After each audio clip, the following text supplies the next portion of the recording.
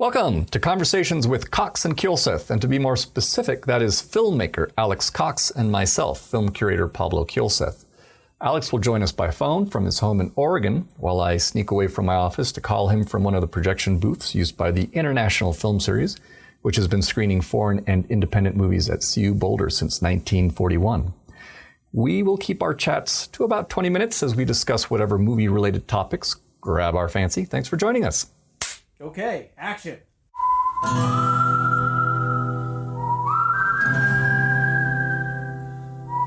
All right, so we're good.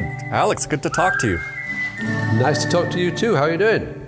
I'm hanging in there, and you were just telling me about watching Rocky Horror Picture Show on an airplane, which for some reason I thought was kind of a funny way to see that movie.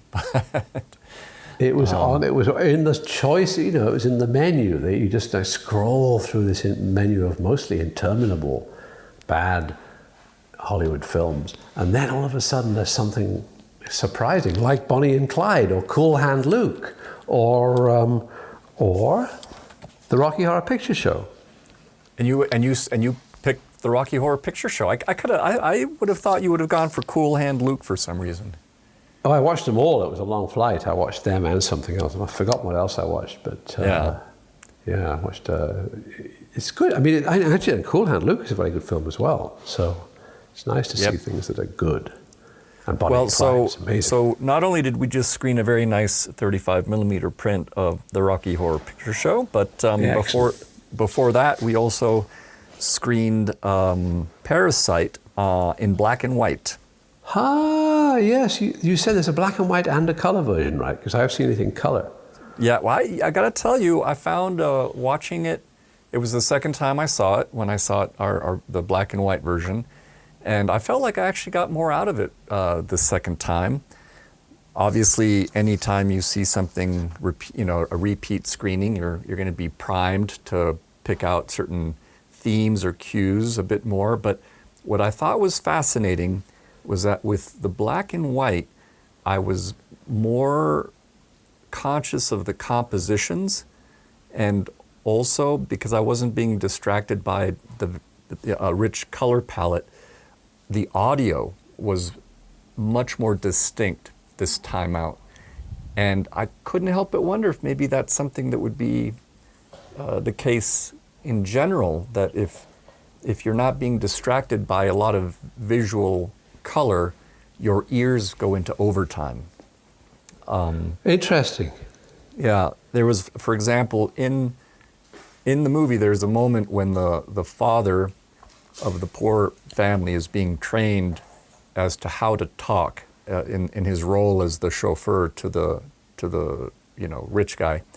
Yeah. And he's as he's talking, acting out the way he's gonna what he's gonna say, he's getting very loud, and I found that I actually wondered for a moment if Jason had gone into the projection booth to pump up the volume, because it sounded it was just noticeable, a very just like they were working with the gain on that, I think, and that's something I didn't notice during watching it, the color version. So yeah, I just felt a little bit more attuned to the audio score, and it was it still packs a punch.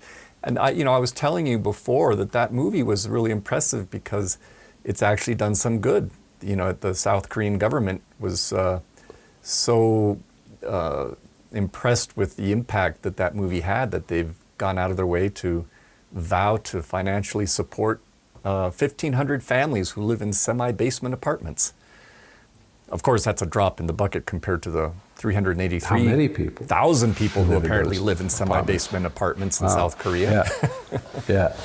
And also, I thought it was funny, but Parasite was such a hit, and such a history-making hit, what with its Oscar win, that there's a movement to get Bong Joon-ho a statue erected and a museum built in his hometown. I think that's great. Yeah, there should be a statue of you somewhere, Alex. I don't need a statue because I have a chair with my name on it. That's right. And that is is as good as any statue, that will endure long after I am dust, Yep. There will still be 2 metal chairs, one with my name and one with Claudia Cardinale's name. Oh, well, couldn't ask for better company than that. So what were some of the movies that you were thinking about talking about during our chat today? Well, I thought we were going to... No, maybe I got totally confused because I thought we were going to talk about films with proletarian protagonists. Yes, absolutely. And so I thought of some because, one, I watched a colorized version the other evening of a movie from 1936 called My Man Godfrey. Oh, yeah, of course. Mm-hmm. And I hadn't seen it before. And it's with William Powell and Carol Lombard. And so it's great. That's a classic. Great. Yeah. And he's supposed to be and even better because we saw it in a colorized version, and the colorizing was just like really kind of intense, So I very much enjoy colorized movies sometimes, and this is one of them. But the thesis is he's living in a homeless camp, he's one of the forgotten men, and Carol Lombard kind of wins him in a raffle or something, and many hijinks ensue because she's a rich girl and he's like living in the dump, But then it turns out near the end that he's actually a member of an extremely wealthy New York family, but he's chosen to be a homeless bum because he was thwarted in love. So, and how did you feel the kind of cheating? Yeah, did the comedy still work? Oh yeah, it's really funny, and he does. You see, he has to be the butler, and if he really was a poor, down on his luck proletarian person, he might, unless he'd seen a lot of movies, Jeeves and Wooster type stuff, he probably wouldn't be able to play the butler with such aplomb as the hero of My Man Godfrey. So it's a kind of a cool movie, but it is a cop out that the guy turns out to be a prince in disguise. If I'm remembering correctly, I think that that film is actually one of Michael Casey, who is our local film critic here at the Boulder Weekly, and I believe he has cited that as a favorite of his. And it also has parallels to Sullivan's Travels. Oh yeah, I guess so. It's a different director, isn't it? Because, but yeah. Yeah, it's a classic Preston Sturges, of course, but. Again, he's infiltrating the homeless to come up with his movie. Well, he's kind of a member. Yeah, he's a member of the PMC, right, the professional managerial class, a film director who decides to go slumming it, and learn about the poor for his next movie. Yeah, and comes a cropper. It's good. It's a good setup, actually. It's an entertaining film. Yeah, it is. Sullivan's Travels. Okay, so I've got another proletarian protagonist, a film that we often talk about, They Live. I knew you were going to say that. Yeah, we love They Live. We love They Live. Yeah. And Roddy Piper, he plays a guy, down on his luck carpenter who, just looking for a job in construction, Yep, and that movie is just so, timely and ripe for somebody to reimagine, I think. The other thing is that was a movie that was very much made taking with Reagan, Reaganomics in mind, as was Wes Craven's The People Under the Stairs. Oh, that's interesting. I didn't see that.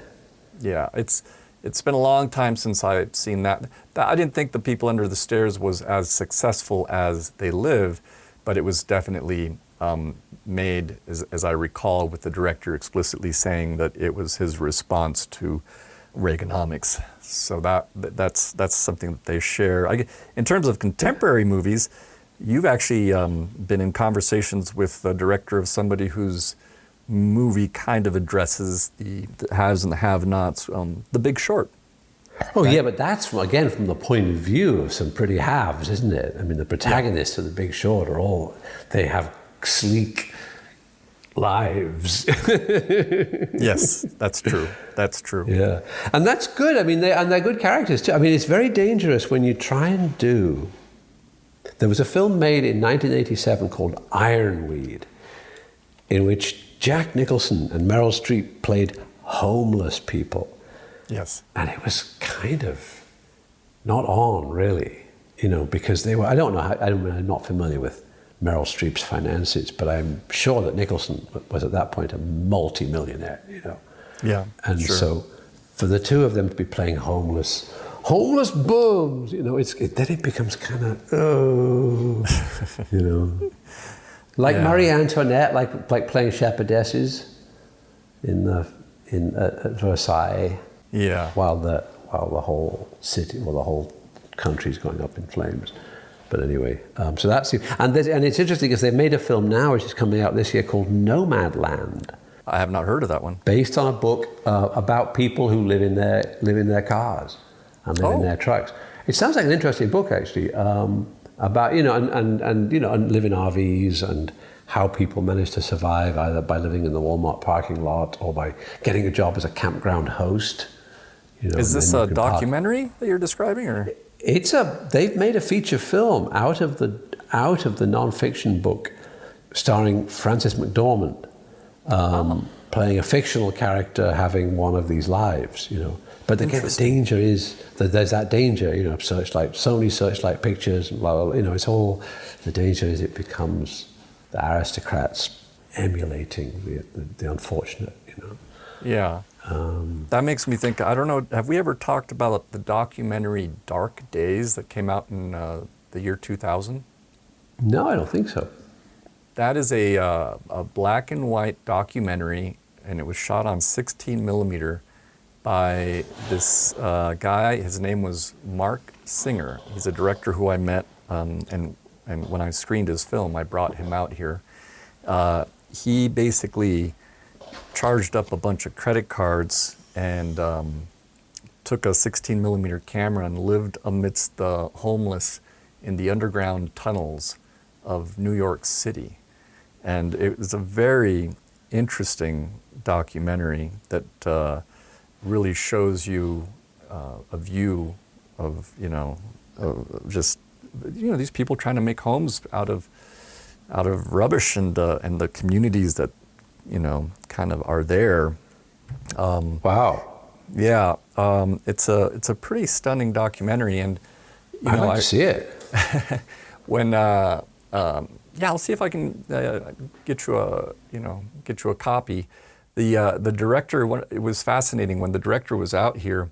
He was being pursued, and he was ignoring his phone because he was being actively pursued by the credit card companies. And he had to change his identity, I think, a few times. And right now, I just wouldn't even know how to get a hold of him. So hopefully he's okay. Yeah. Oh, God, yeah. He had to change his name. Yeah.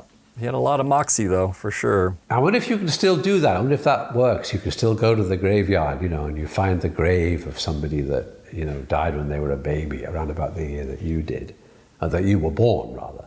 And then you just apply for a Social Security card in there. That would require a little more research, I think, but...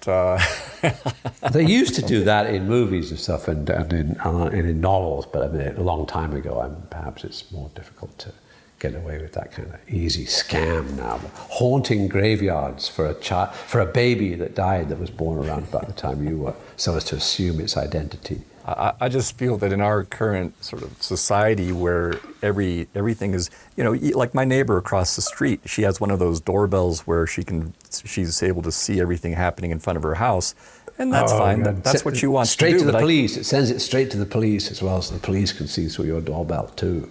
But the thing I can't help but think is that, that's fine for the security of her house, but who's sitting out on the front stoop on a nice day, but me across the street. So You better not do anything wrong. Yeah, but I'm sure there's just all kinds of surveillance out there of us and digital footprints. So it's much harder nowadays to change your identity. You don't think you can just kind of contact them and say, I'm 65 years old and I've never had a Social Security card. Can I apply for one?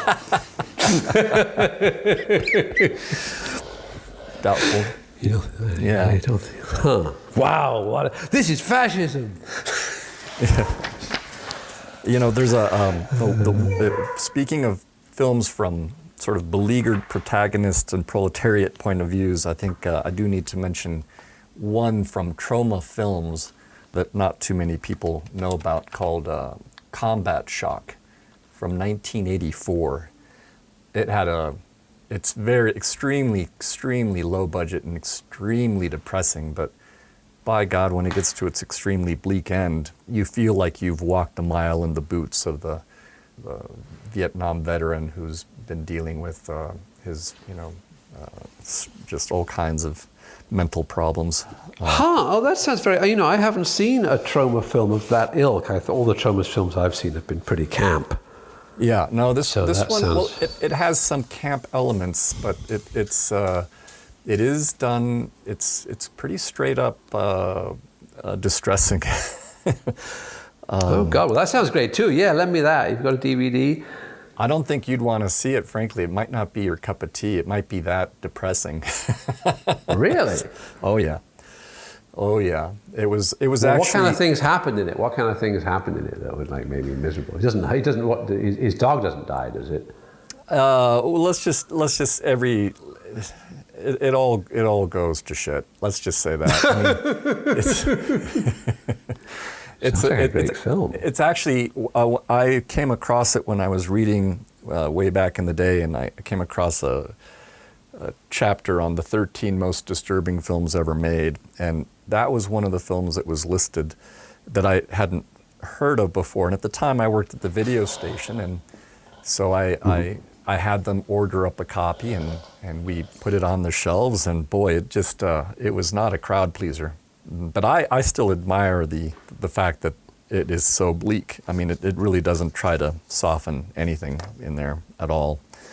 And it makes you realize just how hard it can be to just do the simplest things. Just, put food on the table, and, if you don't have the help you need, and if you can't even get a lift from unemployment lines or from soup kitchens, and then anyway it goes on. It's like I said, very, very bleak. It sounds great. It sounds excellent. Yeah, well, I want to see it. You got me fascinated. Right. Well, I'll try to set you up, but you've been warned. Did you ever get to see Joker? Not yet, no. It was funny, none of the I thought on the airplane when I saw all these old movies, I thought I was going to be, I thought I'd be watching The Joker and The Irishman and stuff, and the Eastwood film, Richard Jewell, and none of them was on the airplane. I was totally denied my fix of recent Hollywood movies. Yeah. When I I've got one more for you, though. I've got you another Proletarian movie. Okay, what is it? Have you seen a film from 2008 called Jackson? Jackson. No. It's set in LA. It's about these two homeless guys who acquire a $20 bill at the beginning of the day, and then it carries on their story through a homeless life in LA. And they get and the movie, increasingly as it goes along, has the homeless characters sing operas. Sing arias from operas, in character as themselves, but their situation obviously is a sort of a universal one, so they're able to adapt or just sing the opera. What's the title again? It's called Jackson. It was directed by somebody called J.F. Lawton in 2008, and it was shot in L.A. And one of the actors from Repo Man actually turned me onto it because he said he just thought it was a really good film. J.F. Lawton, the writer of Pretty Women? Could be, I don't know. Interesting. Maybe, yeah. But definitely worth seeing, because it sort of starts off in what might be, a sentimental tale, and then makes it very kind of original. 2008. He was also one of the writers for Chain Reaction, which was a film that my high school nemesis was involved with as well. Oh, really? Interesting. When I was talking to people about movies about the haves and have-nots, I think the first thing, the titles that they mentioned were like Trading Places, Slumdog Millionaire, Overboard, and the latest Marie Antoinette film by... what's her from Coppola's daughter? Sofia Oh, Coppola. from Sofia Coppola. I didn't see that film. Oh, really? Is that a very... that's interesting. So it's about poor people as well as Versailles, huh? I haven't seen that one either. I also have not seen Overboard, which was mentioned by 2 or 3 people as something that... Nor have I. What's Overboard? Overboard is like an 80s comedy with Kurt Russell and Gary Marshall directed it, and Goldie Hawn is in it as well. That they swear by it. They say it's worth watching and it holds up. And even Jason right now he's doing 2 things. He's giving me the thumbs up for Overboard, and he's tapping at his wristwatch because he's his reloj. Yeah. It's tiempo. So. Well, listen, I've got a couple things to send you, obviously, and thanks for the recommendations for Jackson and for those who would like definitely check out something Jackson. classic, Man Godfrey. Yeah, and we'll And My Man talk Godfrey again. is very charming. It's very charming, and there's some good characters in it, so it's kind of entertaining because the characters are pretty extreme. Yeah. Oh, and I forgot to mention one that came to mind right now is District 9. Kind of has some elements That's that are interesting. It is all about class, isn't it? Yeah, class and race and District 9 and with that? Snowpiercer. I think that would be a good double feature right there for in terms of class warfare of sorts and or classicism. And then The Loneliness of the Long Distance Runner, directed by Tony Richardson, starring Tom Courtenay. Oh. Great film, great British film. That is one that I have always wanted to see, and I have not yet seen. That's really worth seeing. It must be available on one of the quality labels, like. Yeah. Okay. Criterion, Writing it Kino down. or somebody. Oh, it's terribly good by Tony Richardson. It's a remarkably good film. Yeah, I think you would enjoy it. Very well All made. right. I mean, very hip and cleverly made. Yeah. Okay, Alex, good to talk to you, and we'll chat again next week. Look, is that Jason? Does that work? Yep, he's giving me a thumbs up, so it looks like we should be able to connect next Thursday. Cool. Thumbs up here as well. All right. Ciao, Alex. Yep. Ciao. Bye. And cut. Okay, that's a wrap.